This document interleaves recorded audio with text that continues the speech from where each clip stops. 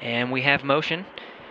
You see Dragon physically separating from the International Space Station, 1:32 a.m. Central Time. The International Space Station, 253 statute miles over Sedan.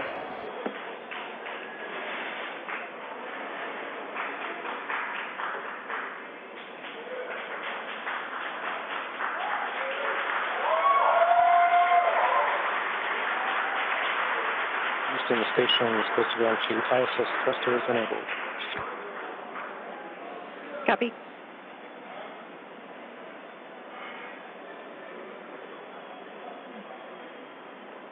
So there you can see on your screen visual confirmation. What a gorgeous shot. Dragon has undocked from the International Space Station, and we are beginning the departure. That's right, and you're going to hear the voice of David St. Jacques again. He's the one inside of the station monitoring Dragon for its departure. It's slowly backing away. Everything's looked good so far with those separation burns. Again, as Gary said, that physical separation, that undocking coming at 11:32 p.m. here Pacific. Station Houston at 2, Dragon departure burn 0, complete.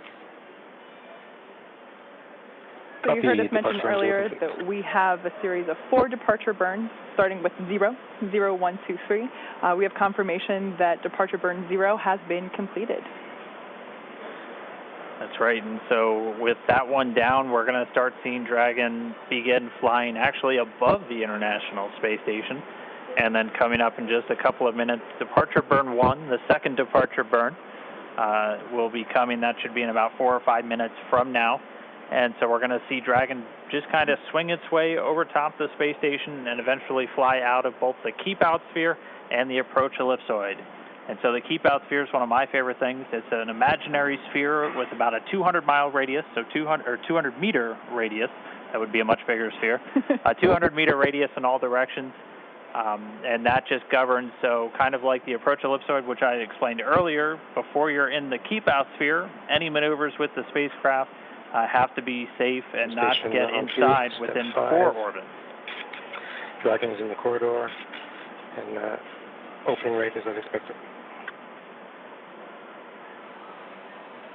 Copy.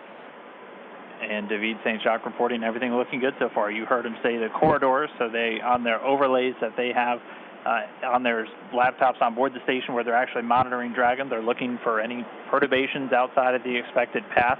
If they see anything that doesn't quite look right, again, they're in the loop and they can send commands, but everything going smoothly with Dragon slowly flying away. And this is kind of an animated representation of the kind of stuff that the crew is looking for. They have that corridor, so kind of that triangular shape you can see there, where they're just looking to make sure Dragon's pitch, yaw, approach, speeds, everything like that are inside of parameters as expected.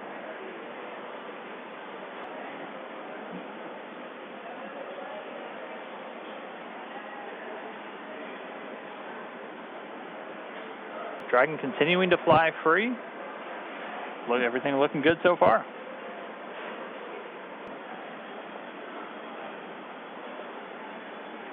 So just in case you've just tuned in, we are currently watching Dragon as it departs from the International Space Station. It's been a really smooth operation so far with the undocking procedure, and now we're moving into departure. As of right now, you can see on your screen the Dragon capsule moving away from the approach ellipsoid. There we can see the nose cone still in its open position, leaving the forward hatch exposed. We will be closing that prior to Dragon's re-entry.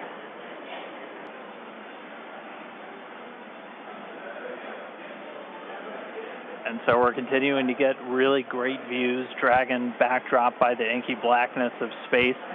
You'll see the cameras are a little bit jerky in their motions. They're actually being controlled by somebody on the ground in mission control.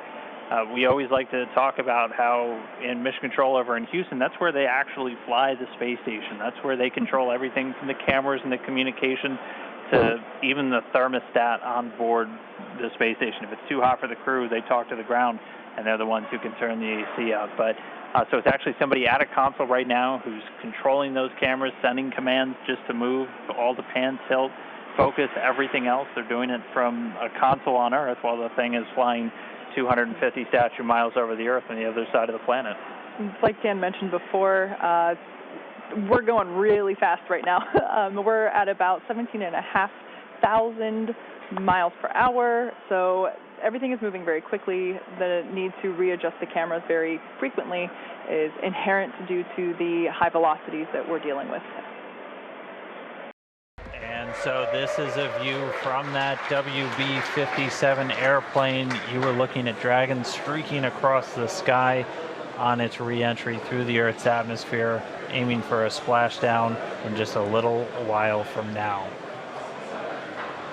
So it's pretty exciting that we get this shot right now, as it is our first view from planet Earth of the Dragon capsule since it lifted off from Cape Canaveral just several days ago. I will say this is a pretty rare treat to be able to see this here. And again, this video is coming from a NASA airplane that we're flying around that recovery zone there, a WB-57. It's commonly used for a lot of atmospheric studies and other science missions, but able to put a tracking camera on it to try and get this re-entry through the Earth's atmosphere today. We're hearing that they should have AOSO acquisition of signal back with the Dragon spacecraft. Right now it's about 46 kilometers in altitude. The Dragon spacecraft continuing to descend. It's now subsonic, so already starting to slow down thanks to the aero braking, basically slamming into that Earth's atmosphere, causes a lot of friction and allows the vehicle to eventually reach its terminal velocity, basically. And then those parachutes are going to kick in.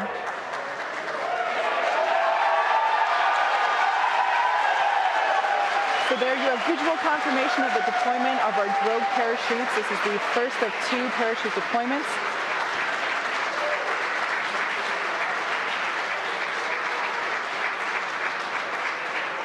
So those drogue chutes do the initial slowing, and then they're ultimately going to pull out the 4 main parachutes responsible for really slowing the spacecraft down prior to that splashdown. You can hear cheering here at SpaceX headquarters as the employees that have gathered around our Mission Control Center are sharing the same view as you. What a gorgeous shot of Dragon coming back down.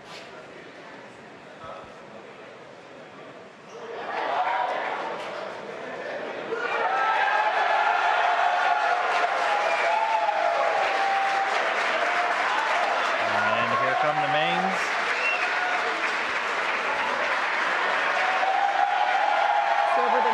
Seconds, we will see those main parachutes exactly like that begin to expand as they capture more air, further decelerating the Dragon vehicle down to the Atlantic Ocean.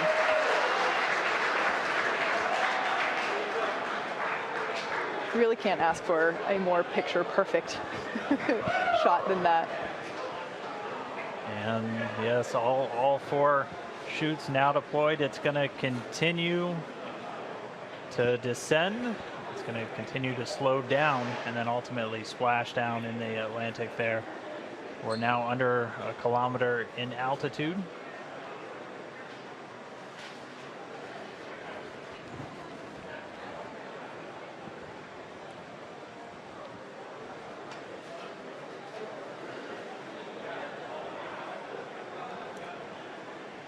Just about 750 meters to go.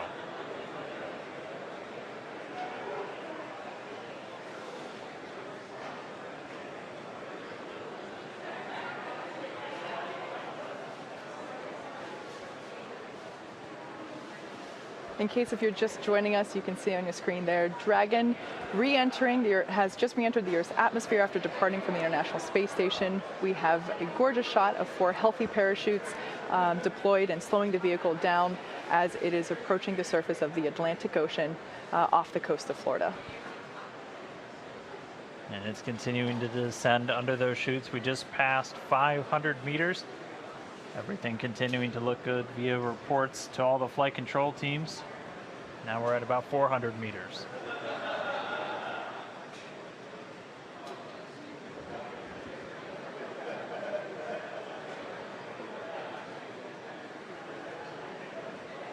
And just passing 300 meters, continuing to descend. We might be right on time. We were planning on splashing down at about 5:45 a.m. Pacific, and we're getting real close to that bingo time. Just past 200 meters.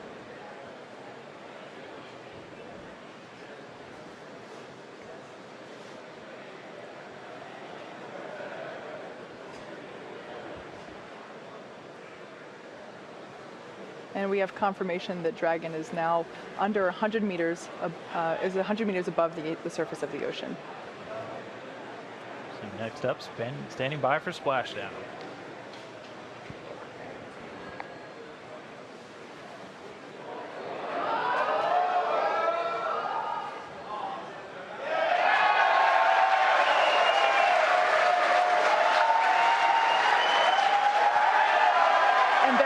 Confirmation of splashdown. Dragon has returned to planet Earth. It is now back home, and you can see on your screen our two fast boats racing out to the capsule, now in recovery. That splashdown came right on time, 5:45 a.m. Pacific, 8:45 a.m. over on the East Coast. The teams that have been ready and waiting, they were staged just a few nautical miles away. They're going to start moving in now. You can see those two fast approach boats already speeding their way towards the capsule.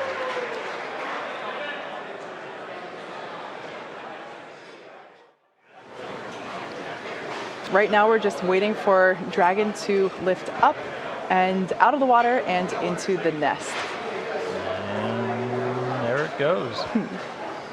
So there facing us is what we call the side hatch, and that is where, as Dan just mentioned, the astronauts would, if we had astronauts on board today, where they would be exiting. The top hatch is what we use to connect to the ISS, and that is currently hidden underneath the nose cone.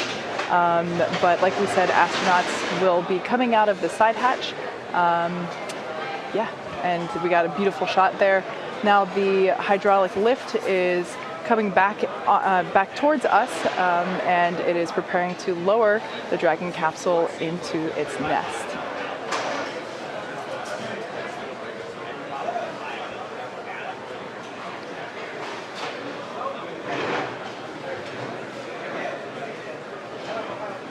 Like we said, we are treating this demonstration mission with the recovery operations as if there were actual astronauts on board. And of course, before we would be able to open the hatch, we would have to make sure that the spacecraft's cabin pressure is equalized with the outside environment before doing so. So once Dragon is seated, and you can hear some cheers behind me as the remaining folks that we have here on the SpaceX team outside of Mission Control are cheering with the placement of Dragon into the nest there, as you can see.